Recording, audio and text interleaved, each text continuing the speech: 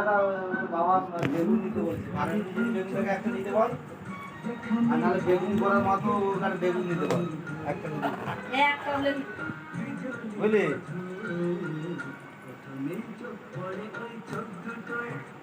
হ্যাঁ দেখো আছে, যেখানেও আছে, প্রদীপের দোকানে দুইটি দোকান ডিম নেবে আর ওই শ্মশানে গেছে পড়ে যাবে মামা। দেখ তুই যেরকম আমার ছেলে কি দেবে না, নাহলে মাঠে শ্মশান দিতে গেছে।